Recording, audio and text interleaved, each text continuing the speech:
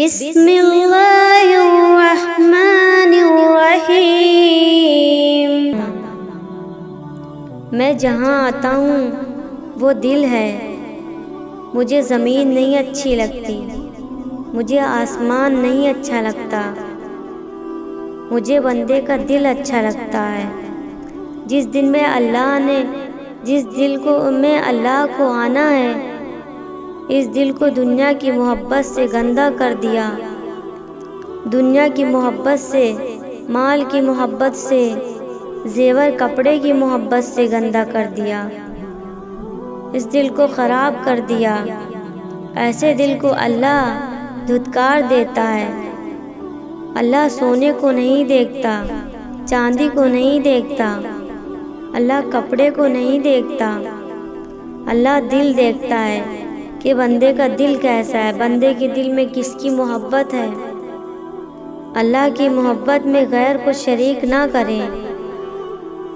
ایک بار کا واقعہ سنا رہے ہیں۔ شیخ عبدالقادر جیلانی رحمۃ اللہ علیہ کے پاس ایک عورت آئی۔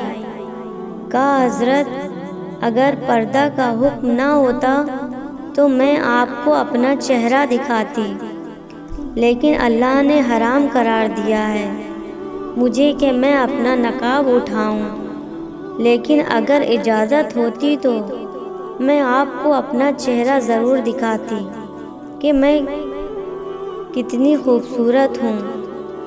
اس کے باوجود میرا خاوند دوسری شادی کرنا چاہتا ہے۔ تو شیخ عبدالقادر جیلانی رحمۃ اللہ علیہ غش کھا کر گر گئے۔ لوگ بڑے حیران کہ کس بات پر غش آ گیا۔ ان کے پاس ایک عورت اپنی بات لے کر آئی ہے، اپنی غیرت کا تقاضا لے کر آئی ہے۔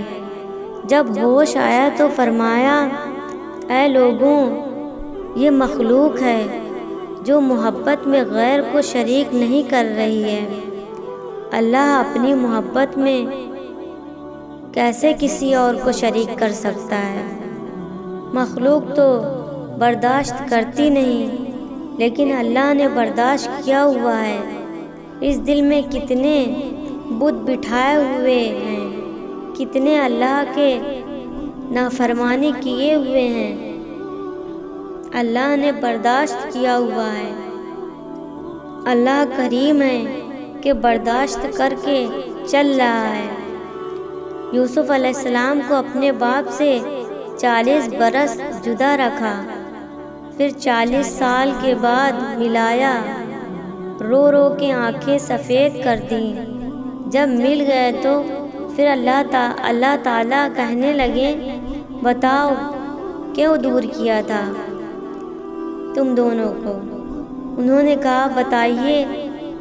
کہا، ایک دفعہ نماز پڑھ رہا تھا، یوسف بچہ تیرے پاس لیٹا ہوا تھا، نماز پڑھنے کے دوران یہ رونے لگا، تیری توجہ مجھ سے ہٹ کر ادھر چلی گئی۔ اس غیرت نے جدا کیا تھا کہ میرا نبی ہو کر نماز میں کھڑا ہوا اپنے بچے کو سوچ رہا ہے۔ ابراہیم علیہ السلام سے کہا کہ اسماعیل علیہ السلام پر چھری چلا دے، ہمیں بتانے کے لیے کہ تو نے نبی کے طریقوں پر آنا ہے۔ یہی ہماری معراج ہے، یہی ہمارا مقصد ہے۔ اس پر جان چلی جائے منظور ہے۔